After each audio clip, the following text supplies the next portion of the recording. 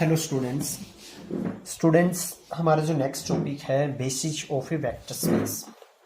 इसके पहले हम कर चुके हैं लीनियरली डिपेंडेंट और independent set and linear span. उन दोनों का यूज करेंगे हम इस टॉपिक में। Basis of a vector space में देखिए आपके पास let V of F be a vector space. Let V और F be a vector space. Subset आपके पास एस इजिकल टू हमने क्या ले लिया V1 कोमा में V2 कोमा में अपने V of n of elements of V या ऑफ V आपके पास of elements of V is said to be basis of V is said to be a basis of V। कब कहेंगे आपके पास कोई एक सेट है आपके पास S जिसके अंदर एलिमेंट्स है किसके V के एलिमेंट है, उसको कब कहेंगे बेसिस ऑफ V। इफ आपके पास क्या करे दो कंडीशंस को सेटिस्फाई करते। इफ आपके पास पहला तो क्या आना चाहिए स्टूडेंट्स, जो V1 V2 V3 या S is linearly independent. S is linearly independent.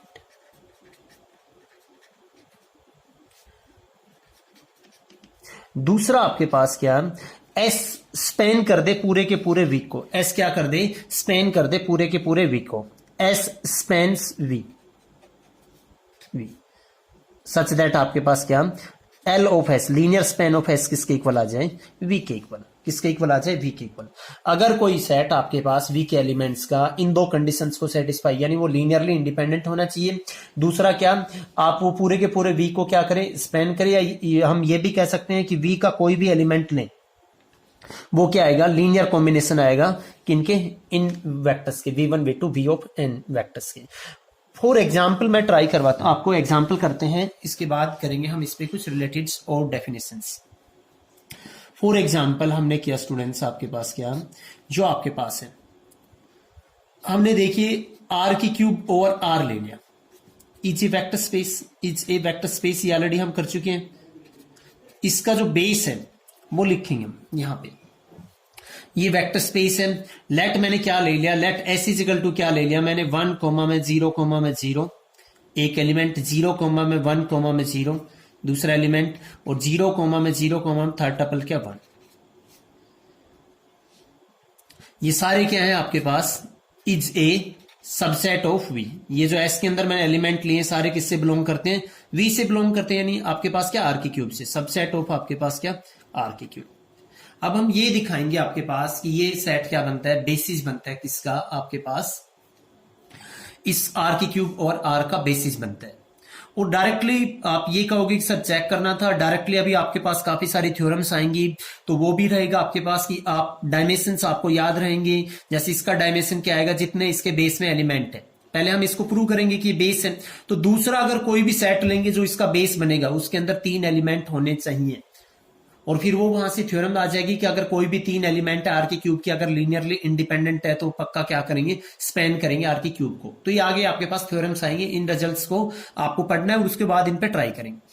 तो फर्स्ट देखिए आपके पास जो S ये मैंने V1 मान लिया आपके पास क्या ये आपके पास आपने S के अंदर जो एलिमेंट थी इसको V1 मान लिया, इसको V2 मान लिया और इसको V3। फिर आपके पास क्या लेंगे लेट आपके पास क्या α1 α2 एंड α3 बिलोंग्स टू आपके पास क्या R सच दैट हमने क्या ले लिया स्टूडेंट्स यहाँ पे α1 V1 प्लस में इसको लीनियरली इंडिपेंडेंट चेक कर रहे हैं α2 V2 प्लस में आपके पास क्या α3 V3 इजिकल टू आपके पास क्या 0। तो α1 V1 की वैल्यू लिखेंगे 1 कोमा में 0 प्लस में α ऑफ 2 आप ABC भी मान सकते थे, और आपके पास क्या 0 कोमा 1 कोमा 0 प्लस में आपके पास क्या α3 0 कोमा में 0 कोमा में आपके पास क्या 1 इजिकल टू 0। इसको पहले मल्टीप्लाई होंगे, ये मल्टीप्लाई होंगे तो दिस इंप्लाइज आपके पास क्या आएगा α1 कोमा में 0 एंड उसके बाद आपके पास क्या टर्म्स आएंगे स्टूडेंट्स α2 को मल्टीप्लाई करेंगे तो α1 0 कोमा में आपके पास क्या आ गया 0 प्लस में आपके पास 0 कोमा में α2 कोमा में 0 एंड प्लस में आपके पास क्या आ गया 0 कोमा में 0 कोमा में α3 इजिकल टू 0। अब टपल में ऐड होते हैं कि फर्स्ट टपल फर्स्ट में ऐड होगा, सेकंड में, थर्ड में। तो दिस इंप्लाइज आपके पास क्या आएगा α1 प्लस में 0 कोमा में 0 प्लस में α2 कोमा में 0 अल्फा 2 प्लस में 0 और क्या आ जाएगा आपके पास 0 plus 0 plus alpha 3, 0 plus 0 plus में आपके पास क्या अल्फा 3, वो किसके इक्वल आएगा। और 0 का मतलब यहाँ पे स्टूडेंट्स क्या होता है आपके पास, क्योंकि आर की क्यूब में 0 का मतलब क्या है 0, 3 टपल होंगे आपके पास 0 कॉमम 0 कॉमम जी, और अगर दो कोई भी टपल है तो फर्स्ट के इक्वल आएगा, सेकंड के इक्वल। तो यहां से दिस इंप्लाइज अल्फा 1 भी क्या आ गया 0, अल्फा 2 भी क्या आ गया 0 और अल्फा 3 भी क्या आ गया 0। तो दिस इंप्लाइज आपके पास क्या आएगा, एस इज लीनियरली इंडिपेंडेंट। अब दूसरा हम ये करेंगे कि आपके पास अब क्या दिखाऊंगा मैं आपके पास कि आपके पास क्या आता है, एस क्या है स्पेन करता है पूरे के पूरे आर को, एस क्या करता है स्पेन करता है। Now we will show that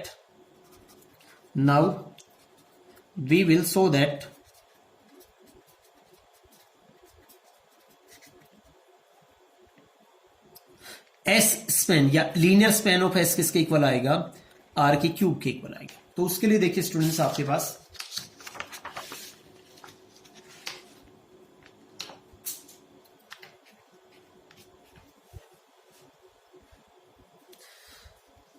let, इसका आर्बिट्रेरी एलिमेंट लेंगे आर की क्यूब का। तो लेट हमने क्या लिया, लेट आपके पास क्या एक्स कोमा में वाई कोमा में जेड बिलोंग्स टू में आपके पास क्या आ जाएगा आर की क्यूब। एक एलिमेंट ले लिया हमने, एक एलिमेंट लिया और कैसा एलिमेंट लिया आपने, आर्बिट्रेरी लिया। और स्टूडेंट्स ये ध्यान रहे आपके पास कि यहाँ पे आपके पास जो एक्स है ये भी रियल, एक्स वाई जेड आपके पास क्या है रियल से बिलोंग करेंगे, नहीं फील्ड के एलिमेंट है, इस पे हम काम कर चुके हैं ऑलरेडी। आफ्टर दैट स्टूडेंट्स क्या आएगा आपके पास, अब देखिए आपके पास एस के अंदर एलिमेंट क्या था आपके पास 1 कोमा में 0 कोमा में 0 प्लस कोमा में आपके पास क्या 0 कोमा में 1 कोमा में 0 and third one is 0 comma में 0 कोमा में 1, ये आपके पास है। इसको ये V1 है, ये V2 है, ये V3 है।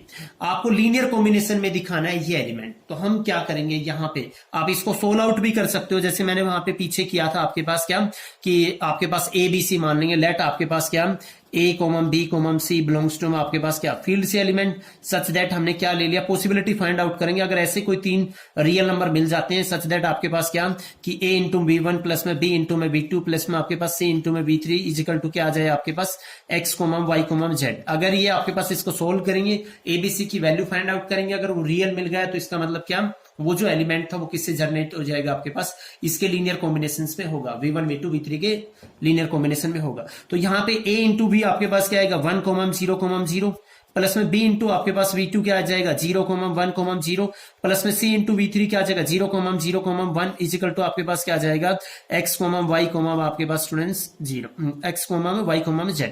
यहां से आपके पास क्या आएगा अंदर मल्टीप्लाई होगा, ऐड करेंगे तो आपके पास इधर ये A आएगा, फिर आपके पास B comma C is equal to आपके पास क्या आ गया X Y Z। और यहां से जब इक्वेट करेंगे तो दिस इंप्लाइज A जो आपको लेना पड़ेगा X लेना पड़ेगा, B इजिकल टू क्या लेना पड़ेगा आपको Y लेना पड़ेगा और C इजिकल टू क्या लेना पड़ेगा Z। तो ये आपके पास क्योंकि तीनों रियल थे तो आपके पास क्या आ गया दिस इंप्लाइज आपके पास क्या आ गया, वो आर्बिट्रेरी था ना आपके पास, ये लेट मैंने V ले लिया वो आर्बिट्रेरी था, this implies linear span of S आपके पास क्या आ जाएगा R की क्यूब आ जाएगा।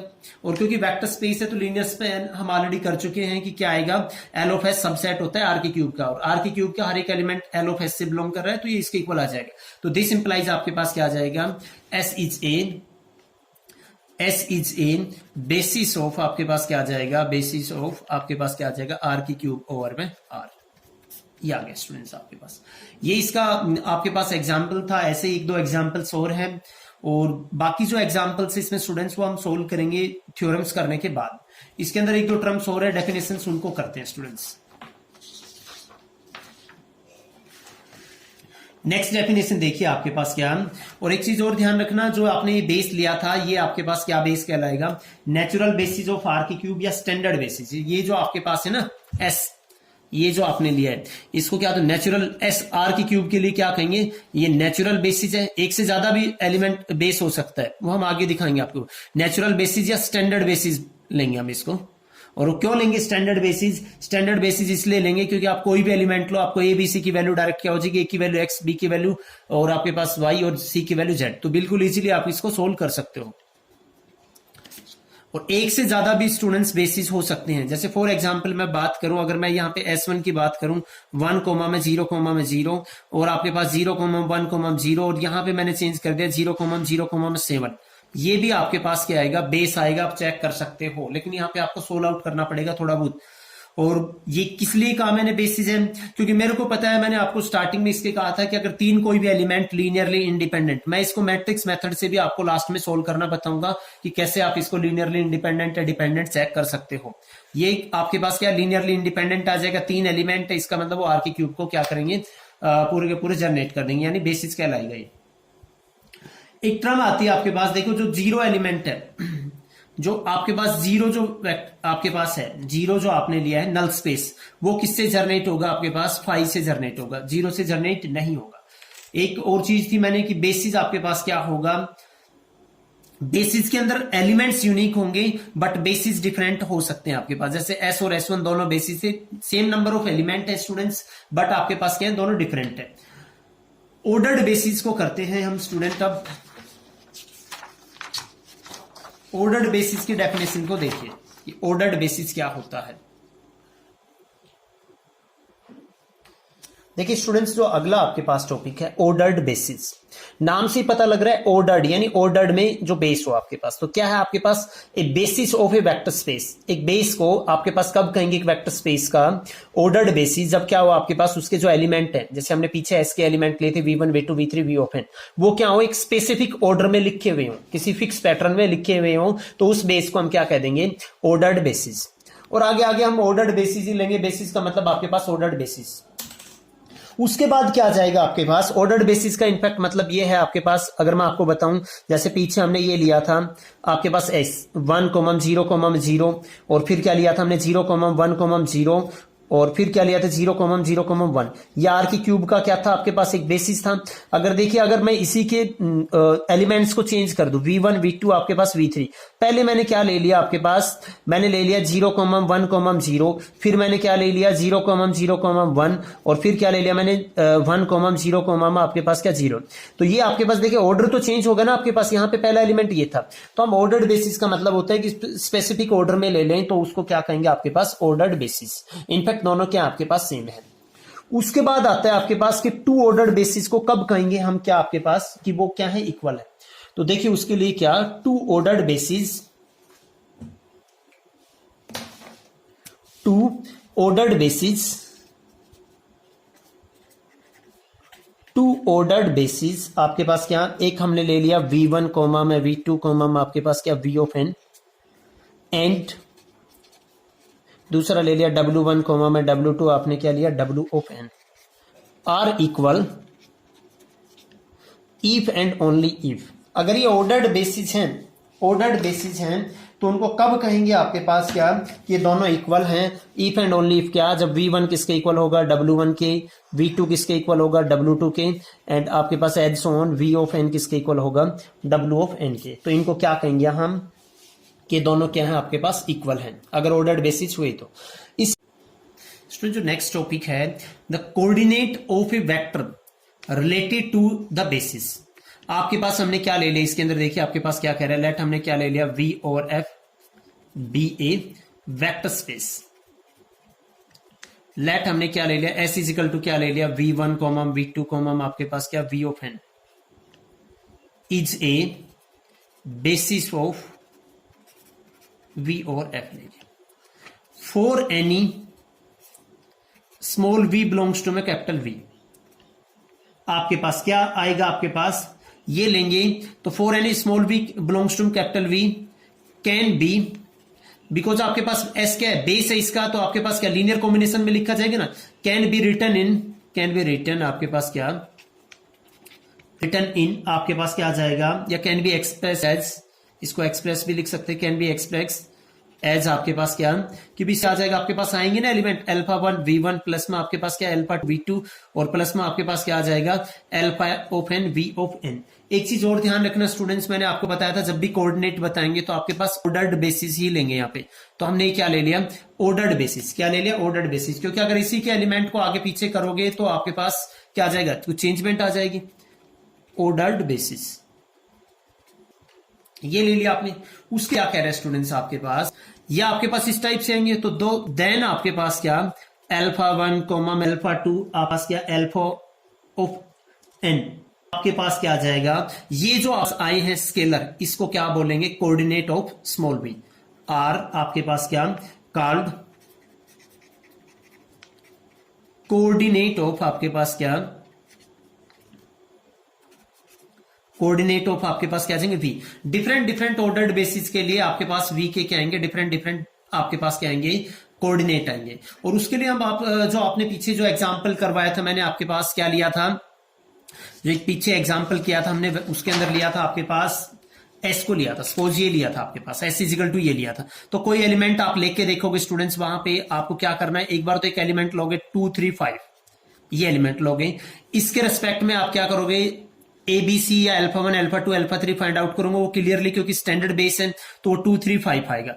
दूसरा मैंने एक आपको बेस और लेके दिखाया था, और वो बेस आपके पास स्टूडेंट्स क्या था, वो बेस देखिए आपने क्या लिया था, यहां पे ये बेस लिया था। आप फाइंड आउट करोगे 2 3 5 के लिए, आप स्केलर्स फाइंड आउट करोगे इस बेस के रिगार्डिंग, तो इस बेस के रिगार्डिंग आपके जो स्केलर्स आएंगे, जो कोऑर्डिनेट आएंगे, वो क्या आएंगे, डिफरेंट। ये आपको काम खुद करना है। उसके बाद देखिए आपके पास क्या, उसके बाद आपके पास आ जाएगा, इसको क्या कहेंगे स्टूडेंट्स हम, कोऑर्डिनेट ऑफ आपके पास क्या कहलाएंगे, वी। उसको क्या बोलेंगे, कोऑर्डिनेट ऑफ आपके पास क्या, V, related to the basis B. Coordinate of V related to the basis आपके पास क्या, related to the basis B, to the basis आपके पास क्या आ जाएगा, बी के। And the n tuples, and आपके पास and the ordered n tuples, and the ordered n tuples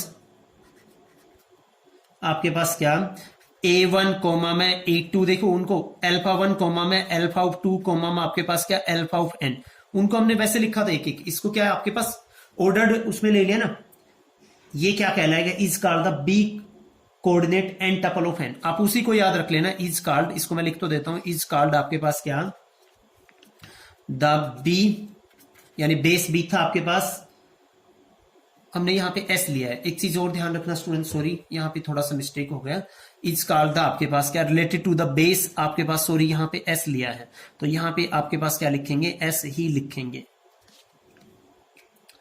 ordered n tuples आपके पास alpha 1 alpha 2 alpha n, is called as आपके पास क्या आ जाएगा, कोऑर्डिनेट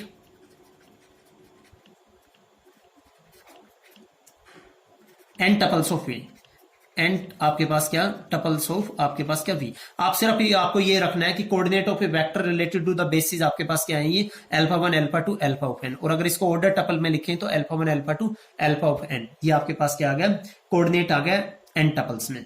स्टूडेंट्स इस वीडियो में आपको, इस लेक्चर में यहां तक का ही करना है। इसके एग्जाम्पल्स हैं जो आपके एक्सरसाइज में दे रखा है, एक दो एग्जाम्पल्स आप ट्राई करोगे, और जो बाकी एग्जाम्पल्स है वो ट्राई करेंगे हम थ्योरम के बेसिस पे, क्योंकि थ्योरम आप एक बार कर लोगे इसके, इस चैप्टर की, तो बिल्कुल इजी हो जाएगा आपके लिए बेस बताना, कि बेस आप 3 4 एग्जाम्पल्स इसके स्टार्टिंग के कर लेना। Okay, thank you students for watching this video.